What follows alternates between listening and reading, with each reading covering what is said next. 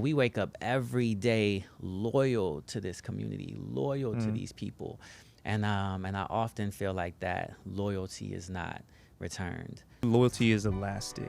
It stretches beyond your comfort, which is why it hurts. You know that I love you and I want to take care of you and I want us to work together, but not at that cost. What is our insatiable, unrelenting commitment that men are willing to stand on? I think that real loyalty should only stand if it is reciprocal. Real love won't ask you to do something that is significantly damaging to yourself for me.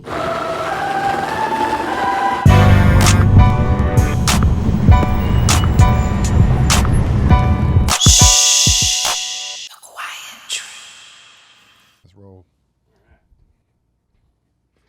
3, 2, 1, 1, 2, 3. There are things we all know, but rarely say out loud. Because the hardest things to say are the easiest patterns to repeat. I'm Enitan Bereola II, cultural architect, storyteller, best-selling author, and co-founder of St. Miles. I'm proud of using that O consistently, sir. I'm really proud of you. You're making me feel more comfortable. Well, I'm calling it out. I used to never say my middle name. I'm putting a name to it. I'm like, you need to call out your name. Nah, O is good, man. Oh, good. Never mind. Go. And I'm Martin Ekechukwu, an entrepreneur, investor, and founder of What Works. And this is The Quiet Truth. And we are so blessed today to have my dear friend, my man. I've known this cat now 23 years, almost 24 years. Wow. Almost a quarter century. Wow. I've known this cat. And it's like, I'm always in awe of him on a consistent basis. My man, he's done some amazing things. And actually, when I'm in the audience and he's talking, I'm always like, yeah. Yeah, no, right? Yeah. I be watching all the podcasts. Yeah, that's right. It's on YouTube. I always see you. And he drops so much gems. It's crazy. It's crazy, right? It's crazy. Yeah. So welcome to our podcast, Detavio. You are you are guest number 2. Yes. And we actually really wanted to save this for you. We already had you on top of our list anyway, so I'm glad it worked out. I mean, we're just catching up, really, for real, because this is, you just briefly in town. It's an opportunity to just sit with my brother. We met quickly officially met through a prayer group that we're a part of that we've been meeting with since 2020, 5 years now, since COVID. It's just a few of us in there, but it's an edifying, necessary part of the week. I wasn't on the call Monday because I was coming here, and I thought about that today. Like, I knew something was missing. You know what I'm saying? Because you feel when you're not on. So And we feel when you're not on. Yeah, man, that's good. So here we are making up for that in real time, and it's an honor that I would get to sit amongst some gentlemen that have a little bit more years on me, so to speak. But you're still my brother, bro. Like, we went to college together. You know what I'm saying? Honorary FAMU. Facts. We're in all black. We're in our all black phase today, which is nobody planned it. It just was what it was, man. It looks Just good though. everybody We on look the good same on camera though. frequency. Looks Yeah, good. it's everybody on the same frequency, and it's good to be here, man. Shirt, man. It's to your point, Martin. We've known each other for so long, and so I'm just thrilled in all the opportunities and ways that we have still been able to stay connected through all these years and still finding ways. And then, as Enitan said, that's every week. That's my church. That's my. Yeah, man. And so blessed to be able to be here, honored to sit with the two of you, and even more excited about this podcast. Yeah, man. Right? And where you guys are taking it. Yeah, so honored to be here. Excited. Thanks for having me. Of course. Today's lead-in topic, and we try to be as real as possible because the whole thing's about the quiet truth, right? Saying the thing out loud that we don't necessarily say often, saying the things in the back of our minds, things that we should be sharing and talking about. And I feel like the three of us, we actually do that more in our older age, I think. And you and I had a conversation on text, like, I just want to make sure to set expectations correctly so that, we can head it off at the past now before we bumping heads. That's right. And I was like, That's I good. appreciated that so much. So I good was to get out the way, like, man, 'cause it's yo, weird. that's some grown man shit right there. That's some grown man shit. So the topic for today is around relationships and loyalty in particular, respect and loyalty, relationships and loyalty. And my position is that every relationship, every sort of position you have in friendship has a beginning and an end, has a season, right? And it's okay to say goodbye to particular relationships.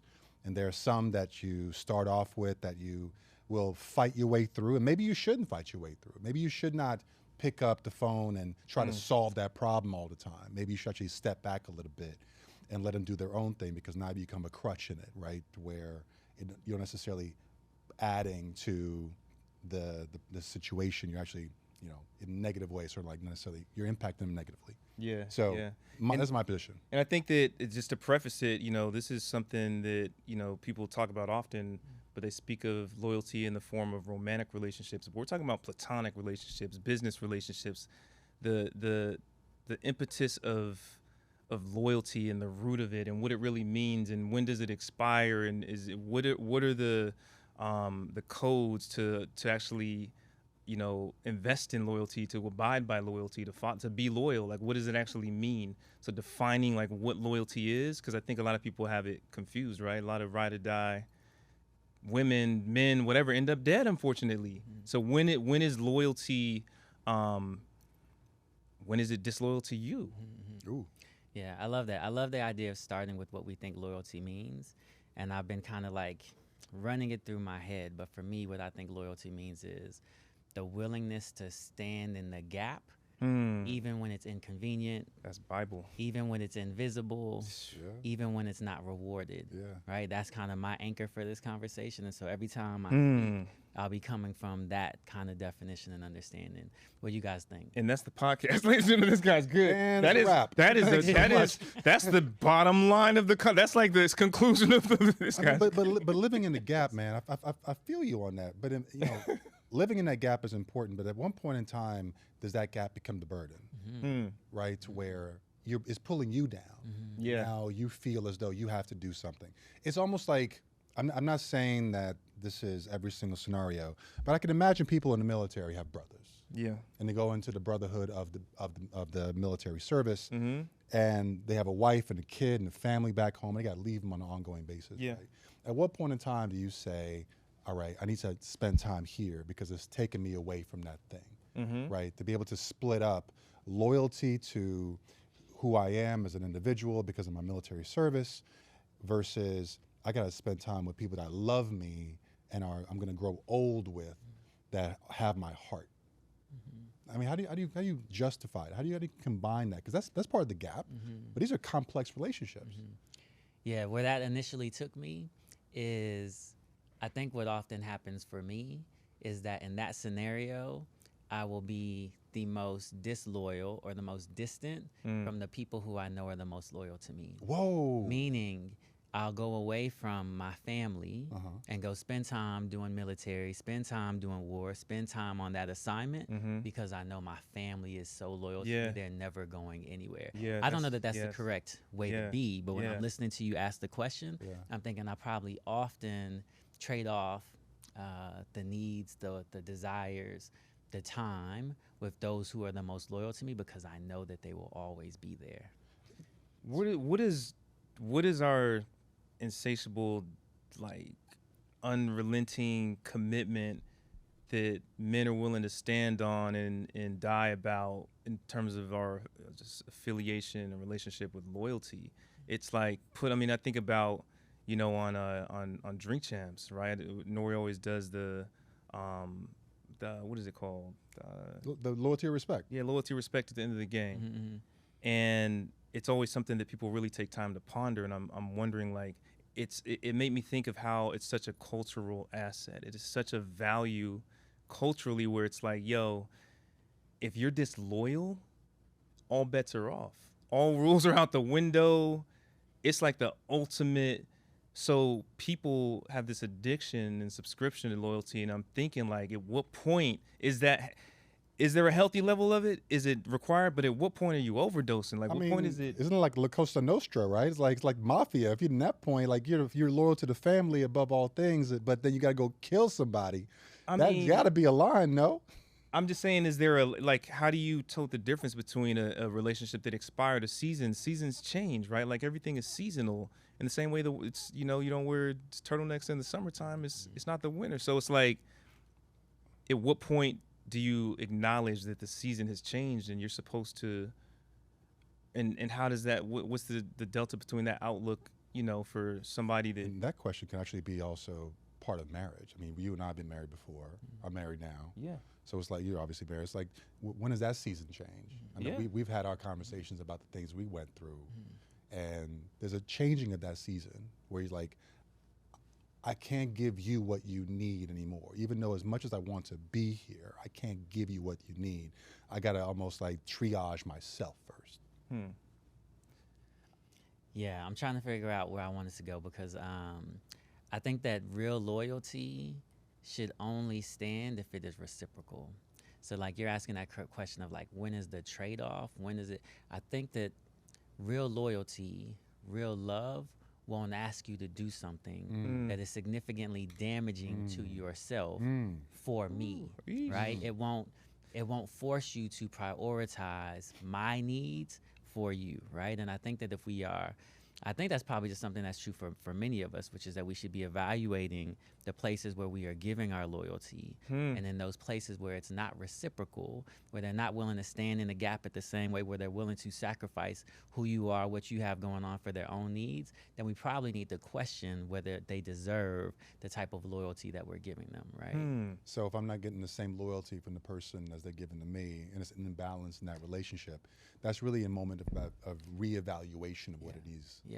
Yeah, because I'm never gonna ask you to do something that's gonna damage yourself for me. You know what I mean? Like, as my brother, I'm never gonna put you in that situation. If I'm asking you to do something and you show up like, yo, Tav, I would get you, but I got you, but this is what it's gonna cost me, and that cost. I'm not asking you to do that because I'm loyal to.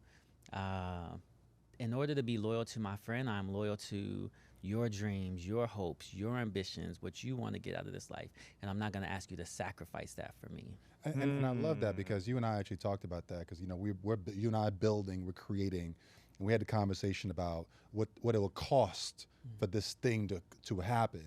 And it's like, I don't want to put you out. I want to give you your value. I want to make sure that you know that I love you, and I want to take care of you, and I want us to work together, but not at that cost. Let's figure out what it needs to be, right? And I think that not enough people take that position. Everyone's always in the position of self. Like, what can I grab out of this? And I'm not gonna suck this person dry for as much as possible. And unfortunately, I'm living in one particular situation where I'm getting sucked dry in a professional scenario. And I'm like, yo, I feel like I'm literally doing everything here, and I'm on E, and I'm not getting filled. Fill me with something, please, dear Lord. And what is loyalty? What is it's prompting? What is it prompting you to do? Right, like it should be a signal for something, right? Like you feel that way, or you feel like there's some sort of disloyalty where maybe a respect was not met, a respect level, or an agreement was backed out on, or someone's not kind of doing their part. But my question is, like, with the original kind of foundation that you dropped, like I'm coming at loyalty from the place of its relentlessness. It's because I'm trying to figure out is I don't know if I'm conflating loyalty and love, because it keeps my mind keeps on reaching there, and I'm like, are we talking? So I was like, all right, what does the Bible say about loyalty? It says, Proverbs 17:17, a friend loves at all times, and a brother is born for adversity. Another Proverbs 18:24, a man of many companions may come to ruin, but there is a friend who sticks closer than a brother. John 15:13, greater love has no one than this, that someone lay down his life for his friends. So it seems that there is a real relationship between loyalty and love, almost as if it's a branch from the love tree. That's exactly what I was saying. I think love is the bigger idea, right? But then for me, love is a verb. And some of the ways that this verb shows up is in the display of loyalty. Right? Those people who are close to me, if you love me, you are also loyal to me. It's one of the ways that your love shows up. That's it, because when somebody's heart is broken or someone's disloyal, that crack in their foundation feels like they're taking the love away. So there is a direct correlation. So then that makes the question, I mean, this dang there is really about love, right? And relationships, and like, how do you navigate a relationship that is over? And I'm not talking about romantically, because that's all over the internet, and we see how folks navigate that. How do you navigate a relationship with the home team, with the cat you grew up with for 30 plus years? Well, what if the cat you grew up with did you wrong? Really? And what if they did in an action? What if they did? And then both sides. What if they didn't? What does that confrontation look like on either side? What is that conversation? What is your decision before the conversation? We talked about loyalty from a distance. You know what I'm saying? Like, that's a thing, right? That's a component to loyalty. Yeah. Loyalty from a distance. Tell me about that. So I mean, so loyalty there's a limit. If there's a limit to loyalty, right? Meaning, let me not say there's a limit to loyalty. Let me say loyalty is elastic. There's elasticity. It has room to stretch. It stretches beyond your comfort, which is why it hurts. But that's what love does. And love has an insatiable appetite. There is no limit to love. It just feeds it. It is. There's nothing you can do about love. It's relentless. It's gonna do what it is designed to do, regardless of how you respond or react to it. So if we're talking about loyalty as a fruit from the tree of love, and we're called to love, then aren't we supposed to be loyal? Aren't we supposed to be all of the other? Love is patient and kind and forgiving and doesn't keep a record. So I think that's the greater conversation, because we're picking from a small tree one fruit when we could maybe have a dialogue about the whole tree, which is the root from which you started this conversation. Like, how hard is it to love, man? Or to receive it? You know what I'm saying? Like, either side of the fence. I love where you are with love is kind of like the big idea or the bigger idea. And I think that while I feel like I am called spiritually to love everyone, everyone doesn't get the loyalty fruit. While I feel like I'm called to love everyone, I do not feel like I'm called to be loyal to everyone. That's good. My love comes with no expectation in return. My loyalty, to the earlier conversation, comes with an expectation that you will care for me, be thoughtful about me in terms of your requests and what you're expecting from me in terms of loyalty. It comes with an expectation that when I need loyalty, you show up without asking, right? And so I think I can love everyone. Yeah. I will not be loyal to everyone. So how does that show up in like family and friendships, right? Love everyone, loyal. Will love everyone, won't be loyal to everyone. It's like we have buckets of people that we grew up with. We have family members, parents, and we have fraternity brothers. We got other brothers in different places. Like, do you pick and choose how you apply that formula? Yeah, I would argue that the people who are in my inner circle, I am probably going to be blindly loyal to a fault, right? So to your point, my family, my fraternity brothers, like I'm going to be loyal to a fault. But fraternity brother, it's like, this is like chapter brothers though. It's like, oh yeah, it's the same thing you said. So no, chapter brothers. Without question, chapter brothers, right? So inner circle, I think, gets that blind loyalty. But again, I believe that everyone who I would give that loyalty to is also loyal to me in the same way.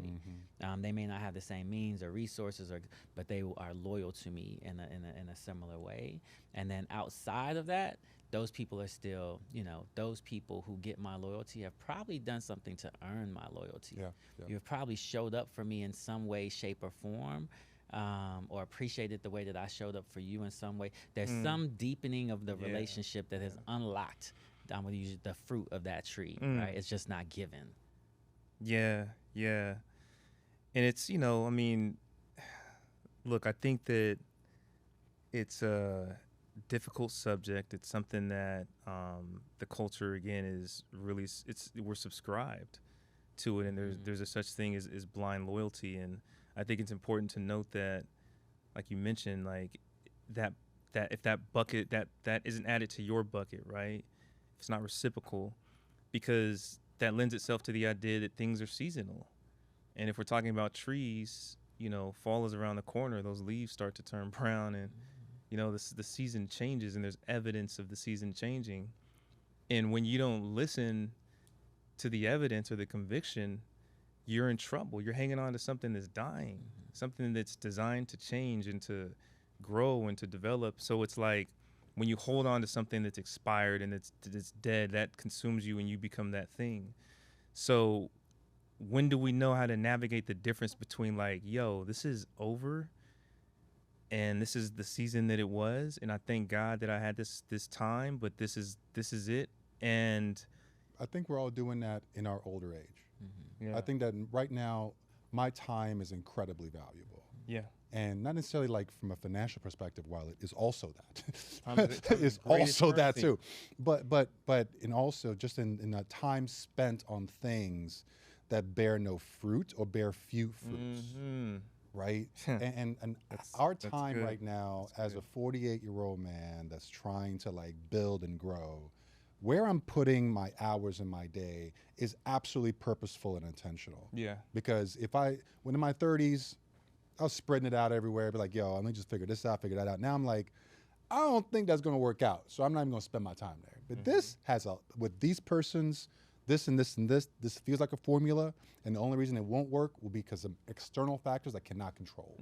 But the internal factors I can, right? Our podcast, we can control this. We can't control how people use it or how to consume it. We can control the content and the quality of content. That's worthwhile to me. Yes. What we're building is worthwhile. Yes.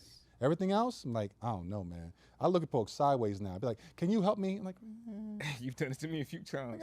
I told you like twice. Like, I'm not sure that's a project for me, bro. but it's a litmus test because it's like I already feel a way about it. I already have the decision made, right? Let me just if somebody can argue this point as to why this may be a good idea, then I'm willing to listen. That's all that is. I already made the decision. Like, yeah, I'm straight. Let me see what he says though. I don't know. How do you work through that, Tav? It's like how do you work through the time factor and where you find value? As it relates to loyalty? Yeah. My initial thought was the places where I am the most loyal probably demand the least of my time. Because they know the love is there. Because they know that if they raise a flag, I'm going to show up. Yep. Because they know the relationship is not dictated by minutes spent together or necessarily the last time that we talked. Yep. Right? And so the places where they have the most loyalty are the places that are asking probably the least of me. Wow. I think that's fascinating, right? Because I never really thought about it that way. I always thought about loyalty meaning my loyalty is assigned to whoever's asking for it, and as often as you need it, I'll show up. That's always how I saw loyalty, because X person needs something, I jump into it and I make it work. Versus the folks that are doing some work with me or expecting something of me, they only ask me to come in when it's a time of critical need. I never thought of it that way. How do you do it? I base it on I'm always in conversation with this small still voice. Like I was just in conversation just now. Like I'm always in conversation, and I'm the type of person that will pray while I'm talking to somebody. You know what I'm saying?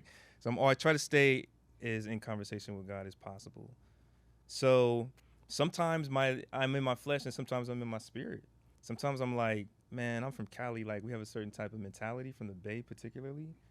It's like, yo, if somebody does you wrong, it's an automatic shut down the door. It's a wrap, right? There is no coming back. That's a mentality I kind of grew up under. Mainly from the music I listened to. Like my parents did a great job. And then sometimes I'm in the spirit where it's like, step into this person's shoes, have some empathy, or listen to what God is saying. Like really, this is an opportunity to display what love looks like. Yeah. Love is best executed, and given to the people who need it the most, who are like the most they're loud, and they irritate you and they upset you. It's like the greatest display of love is given to those who feel like they don't need it. You know what I'm saying? Who look like they don't need it, who talk like they don't need it. Those are the ones that we have to give love to. So I'm in conversation with flesh, spirit, and sometimes I make the right decision, sometimes I make the wrong one. But I've learned that listening to that conviction is what is always accurate, right? Ignoring that is the path to destruction. I love that, but I feel like we're talking about, I think, one part of relationships and friendships, which would be deep-rooted, long-term sort of scenarios. Question is, do you make new friends?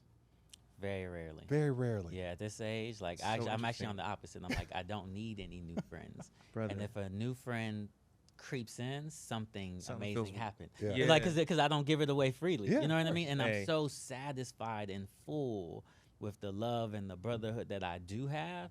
It's very difficult for me to make room for new friends. Man, brother, I was just saying that.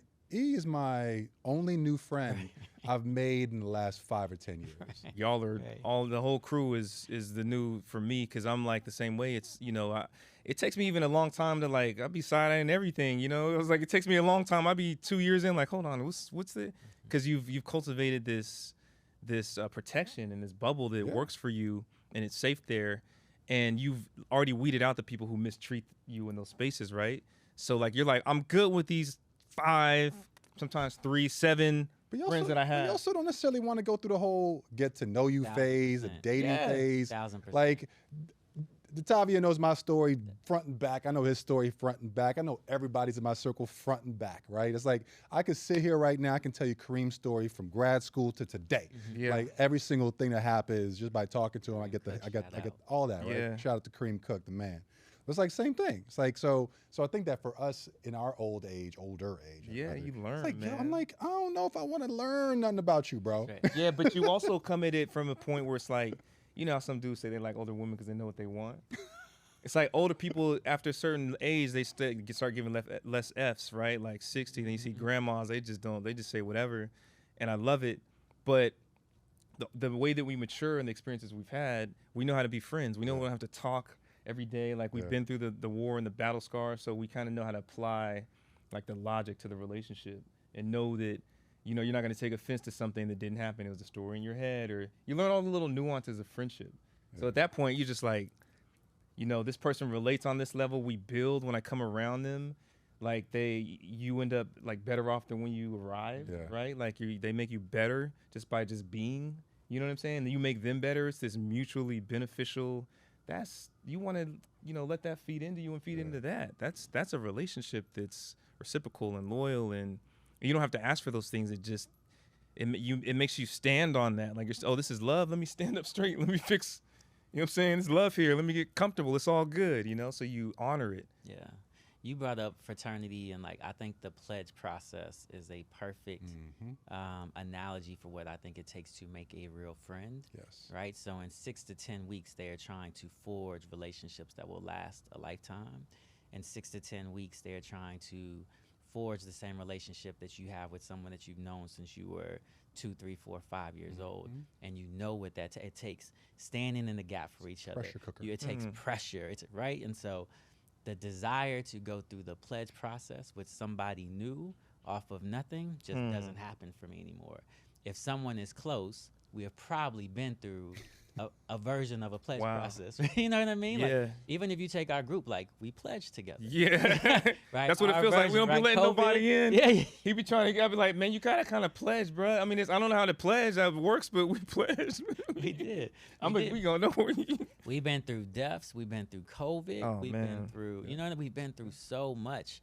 That's what it takes for somebody to break through new. Right? And that's so important to kind of state that pressure cooker and the process and the journey is really important to develop a friendship and a relationship that is worthwhile. Like, my line brothers are some of the best people in the world, and I literally call them right now. I need you to here tomorrow. They'll be on the phone, on the plane, immediately on their way. It's like, I need you here. They're like, I bet I'm coming. No matter what it is, and they'll just have to deal with the heat from home with the wife or whatever later on. But that's something that's required, right? And I think that as we get older, those relationships are the ones that we have so much meaning inside of. Right? Like, our ability to stand in those relationships and feel propped up is important. Like, I know I can call Kareem for whatever. Kareem, Cook, again, pressure cooker scenario, different fraternities. One's better than the other. We're not going to argue about which one it is. We're not going to argue about which one it is. But he lifted me up. It's like first day on the agency world. He's like, yo, man, listen, I know you're starting off. Come over here and work for me for a little while. Do this consulting shit. I did that shit straight from for 5 years, bro. He flew me out to L.A. Man, I stayed with him. He did the whole thing. I stayed with him. He picked me up from the airport, the whole 9 yards, right? All that, right? Yeah. That. What you're doing and then now. even Todd was like, yo, man, listen, I need a check, bro. What you got? Yeah. It's like, okay, you do this, and this. I'm like, bet. I'm in it. Yes. But it's like those relationships are the ones that I value the most. Yeah. And that's why it actually hurts us. And that's why we should talk about this at some point. Is it hurts me when I see friends in positions of power that don't actually spread their power out and support those that are in the network, in the circle. Yeah. There's a thing to that. What is that thing, right? Like you've elevated, like we discussed. You've gotten into position, probably with a lot of the support from us. Yes. Right? And now that you're there, what is, like I suggested that maybe there's like a higher up, there's something we don't know, there's something, but what is this thing where that source or resource now cuts off, right? Like, what is that coming from? I think that we're all people of color in those roles that don't have the benefit of being Black owned, are in a position to where they don't want to take the risk. Yeah. That risk is costly. Okay. Right? Because although white people do this all the time, that risk is costly for them because they have to put themselves out, put this on the line. They got to, and then they're going to ask the question: can you really do the work? Yeah. Can you really do it though? I'm going to give it to you. Can you really do it? Yeah. Let me do like 5 meetings with you just to make sure you can do it. Yeah. While they go into this new white agency partner that's like has done it one time and they like got it all over their deck, and all of a sudden they got the business as $25 million deal, and they done it one time, and you're sitting here like, this is literally my business. I do this every day. You know what I'm saying? So I feel like that's the challenge for me, bro. It's like we finally get to the point to where we have relationships that can now help us, pull us up, help us to grow. But unless you're in a quote unquote safer environment like a Black owned business, where you can feel like you have this conversation that the risk is not Sanctuary, safe. Yeah, I like that. you can't necessarily take that risk. And it's a shame. Yeah. And I don't necessarily know that I think being in a Black-owned business makes it safe. I think even for us, it's more risky. But embedded in all of this that you're kind of teasing on is whether Black people believe that Black people deliver excellent work ourselves. Yeah. Right? Yeah. Like, we'll critique white people like, oh, you don't think that I show up at the top of the class, right? But then what you're getting to is some of us, when we get to the top, we realize, oh, you don't know that you believe that Black people deliver excellently as well either, right? Easier for me to hire the people in my circle because I know they deliver excellence, right? If I'm betting on you, I know you're going to deliver excellence, right? That's why I can do it. But I think that for some of us, when we get there, it's a question of, and you know, some of that is fair. Black people haven't often been given the same opportunities, the same shots, the same experience. We know that when you hire Black-owned companies, most of them are, you know, single employees. We don't have big companies at scale, right? So some of it is just embedded in the systemicness that got us here. But I think the key question is, you know, are we willing to bet on our people are we willing to bet on our people and believe that they will deliver excellently? And are we willing to give them in the places where they don't have the expertise, or sorry, that's not what I say, in the places where they don't have the experience or as much experience as you might like, are you still willing to bet on them because you trust that they will find a way to deliver excellence, right? I think that's where some of this stuff lies. But I think that you're right. There are systemic challenges that create a barrier for those things. And I get that. I just wish that there were opportunities for us to be able to reach back, pull up. Like there's a client at Diageo, and she's all about us. She'll like, yes, I got you. I'm gonna take the risk. I'm gonna ask all the questions I need to ask, but then boom, you're off and running. Here's a 6-figure check, make it happen. Yeah. I mean, so, and I love those. And I just have not seen enough of those in like really large organizations and corporations. It's almost like the fallacy around supplier diversity. That supplier diversity thing, while the intention is there, the practice and action is absolutely incongruent with the results. It just truly is. You have a scenario where I'm part of a database of a bunch of folks and I never get called for nothing. Then I come to a conference and I meet a bunch of folks, get into another database of a bunch of folks that call for nothing. It's like, why do you even want a supplier, a diverse supply pool if you never use your supply pool? It's like, oh, just in case someone needs something, so we're gonna go in and type in things. I've been on the brand side and client side half my adult career. I ain't never done that. I ain't never done that. Who is in the database that I can pull up? Oh, let me type in marketing as a hashtag. Oh, look at them. It is Johnny Corporation for marketing. It's amazing. Let's call up Johnny and see if they're available, please. Bruh. That shit does not happen at all. It's going to be, yo, he's on brand X. Yeah. He's like, let me call Todd. That's my man. He knows what's up. That's what it is. 1,000%. It's definitely what it is. And it's like if you're like a poster child for loyalty, right? Like you have a rare level of loyalty, right? That's deeply respected and revered and appreciated by us, right? You're also very loyal in all the spaces that you love, and at Revolt, like you've been super loyal. You know what I'm saying? Like it's been like I mean, behind the scenes, you really are going to bat and doing amazing work. And I'm curious, like, how do you apply that level of loyalty that you apply to one, right? Like you're loyal to your wife, you're loyal to your children, you're loyal to your family, you know what I'm saying? You're loyal to your mother, whatever. How do you apply that level of loyalty to like organization, to people, to be able to have empathy at mass, like scale empathy? And because you're good at that as a leader, I've noticed that in you. And I'm curious, like, how do you do that? Mm-hmm. Yeah, no, first and foremost, I appreciate that. Two things that are coming to mind. One is, first and foremost, I am loyal to my mission. I'll try to hit on that. And then second of all, this whole thing I've been saying, like, we should be loyal to the places that are reciprocal, where it's reciprocated. We should be loyal to the places that are loyal back. Mm-hmm. I don't know that I believe that black people and black culture have been loyal back to me, right? And so if it wasn't for the mission, I wouldn't be here. So let me try to tackle those two things. One, I don't think that black people have been loyal to me.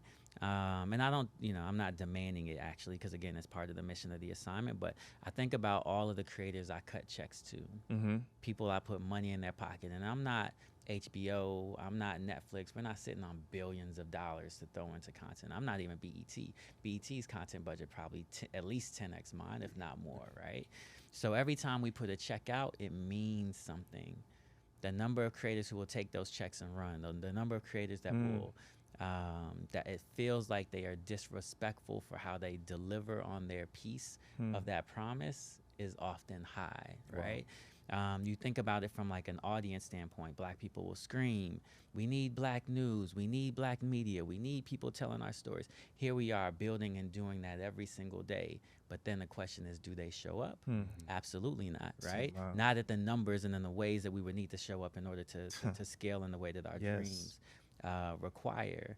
And then on top of that, the piece that I wanted to get to is not only will they not show up when we're giving them that content, but let us make what they believe to be one misstep. Now they critiquing us, now they calling us out on Twitter, now they write. And so we wake up every day loyal to this community, loyal to these people. And I often feel like that loyalty is not returned.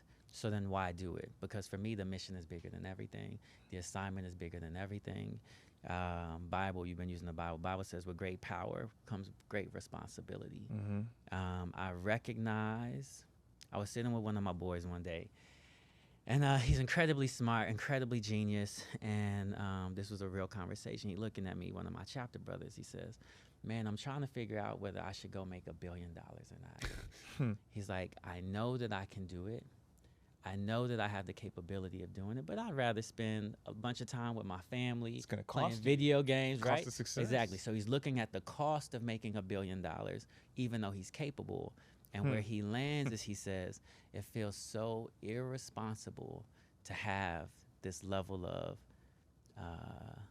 understanding, genius, this level of capability, and then to not do it.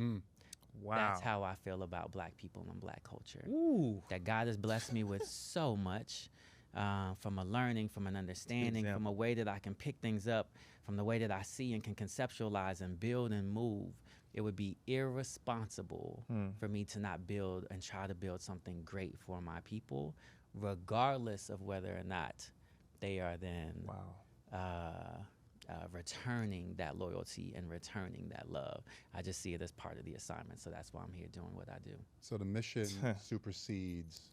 So the mission forces you to live in the gap. 100%. Right, and so that becomes the impetus for everything. Because if you didn't have that mission, you wouldn't live in that gap. That's exactly right. Yeah, that's exactly right. I'd make a very different decision tomorrow, without question. Yo, that's how I feel about this whole podcast, man. I'm like, it's the same thing, man. Dap your boy up. Oh, now he's throwing up the. I thought he was throwing up 5 minutes. I know we showed on time. I thought that was a 5 minute sign. Nah, I ain't gonna live with you hanging like that, man. You know what I'm talking about? That's my man's in them.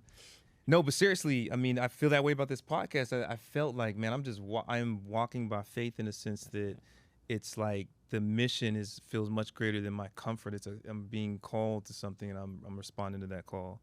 So I get it, right? Like it's bigger than my comfort, and I think that's an important point because, I mean, 2020 taught us that we need places of comfort.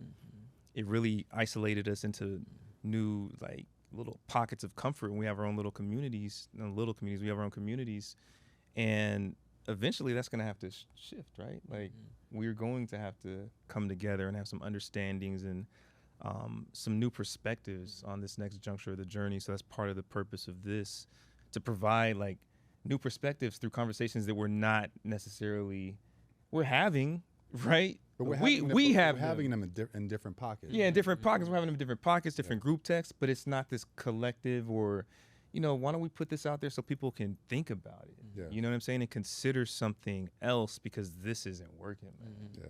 No. Before we wrap up, just a quick question for you, Tab. What does your name mean? I feel like every day I'm waking up injecting meaning into my name. My father went to Nigeria, and I think Ekechukwu is how they had translated, which I think means thanks be to God. My brother was thanks be to God, and I was praise be to God or something like that. But I think that the way that I see it is I'm waking up every day injecting meaning into the story of what Detavio means, right? My hope that if there was something that Detavio meant before I was born, it shouldn't mean the same by the time that I leave because I've injected so much into that narrative, right? So anyways, I think we're all still trying to figure out what it means. I'm trying to write those chapters every day. So in essence, your identity could potentially evolve from now until, the day that you transition, which is interesting to kind of touch on, and we should have longer conversations about this over cocktails at some point.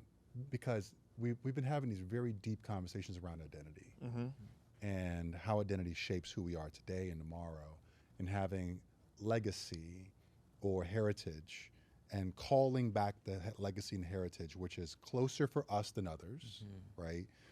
And that allowing us to then walk a different way. Our steps are a little bit different. Our feelings a little bit different. Like I've shared this multiple times, but I can trace my lineage from my Nigerian side. I'm millennia, same thing with my mom. I can trace it back. I know exactly where they were, what they were doing, how they were doing it. So my walk is different because I'm anchored in a rooting, and I'm even more anchored now as a 48-year-old man going into it because I feel like this rooting is clear, and so my purpose is clear, and so my future needs to be clear based on what I've learned. So to me, that's all story, right? And so in your situation, which I firmly believe in, and I will do with my own children, you were gifted with the story that you are now living up to, right? Living into, right? And I think there's a lot of us that don't have that same gift, but to not move in the same way, to me, is an excuse, a terrible excuse, because we can choose whatever story we want. I can tell you, I could have told you whatever story I wanted right there about what Detavio and I believed it. And you would have believed it, right? That's right. And so that's how I feel about life in general. You have 1,000 people watching 1,000, you have 1,000 people watching the same experience. You get 1,000 different stories. So if we know that there's 1,000 different stories for everything that exists, then why not choose the story that makes you great, that makes you powerful, that makes you healthy, that makes you happy, right? My name could have meant Boo Boo the Fool, but that's not the story I would have chose. I just would have made up a new story. It is the power of story and the way that our brain works, and how once we have story and meaning, we will go chase that and fulfill it. I'm super happy that there are people like you all, right, who were gifted that at birth. But for the rest of us, like, I think that the onus is on us to figure out what story we want to believe about who we are, and again, what narrative we want to write. I absolutely love that. He's doing the work. He's sounding like he got a therapist. We had a psychotherapist here earlier, Dr. Boateng, and she helps ambitious people like keep that ambition and stay in that wellness space. And she spoke about, in terms of identity, those who can't connect. Like, what's the solution for them? Or if they had a troubled childhood, or they're adopted, or have a their stepchild, or they just don't know their roots. And she said exactly what you said. You know, like you determine, you tell your story, you pick and choose, and why not tell a great story? So it sounds like you've been Doing the work. Yeah, y'all know you've been doing the work, brother. You've been doing the work. I've seen the growth, and it's amazing to look to your left and right and see people growing together. You ain't the only one out here fighting, bro. Yeah, we all doing it. Everybody wants to believe the right story. I believe in believing the story that allows me to be right. Right? Pick and choose, right? There's no right story. And this is why I love having Detavio on. Man. The gems it's like the way he talks and communicates is like number one, number two, number it's three, a whole thing, man. This, that. You could see it visually. It's like a document. Yeah, I'm like literally doing and I'm that. following it. I'm like, yo, listen, how's he do this? It's ready for a meeting. If you just print it out, you're like, all right, we're good to go. It's all aligned perfectly. So I love the way he does it. Though, your brain, bro. It's like, because there's this first year. There's a second year when I was a first year. His name Ami Katiar. Shout out to Ami. I don't know where he is. Ami's dope. But he used to tell me all the time, he's like, yo, man, listen, when you talk, you got to speak in visuals. You got to be like, and then usually he's like, it's here, then here, and da. And then people are like following this shit like it's a book. It's amazing. and I do that now. I'm like, so it's going to start here, put it this way, and this, and blah, blah, blah. And it's the most amazing bringing thing people along the journey. I think agency training teaches you, like, again, story, right? You've been telling stories deck after deck after deck. So then your mind is just used to working in, like, what's the fastest, most compelling way to weave people through this story, right? Nobody can beat me on a deck right now. Exactly. That's facts. But Tavio, thank you, sir. Yo, I hope I get to come back, man. Of course. Man, this is like the third calls, man. Yo, Every time man. you in the city, please, that'd be dope, bro. That'd actually be dope. No, to keep the conversation going, one continuous conversation. So thankful for you, brother. So thankful for the mission. Thankful for the friendship. Yes. Thank you for the love and everything, man. Love you, bro. Yeah, man, love you too. Love you, brother. Thank you so much, man. And I know we said, you know, each one of us kind of talked about knowing each other individually, but like what's dope for me is two people from my life from such different worlds have somehow found a way to collide. I never even thought about that. Yeah, and so then now I get to crazy. live at the intersection of that thing. So anyway, super dope to be in this cool, space man. with the two of you in the intersection with the two of you doing life, like super dope. So let me know when I can come back. I'm definitely pulling up. Love that. Brother. Love All right, brothers. Yo, thanks everyone. My man. Another one in the books. Another one. This episode. This doesn't matter. Go ahead. And this is The Quiet Truth.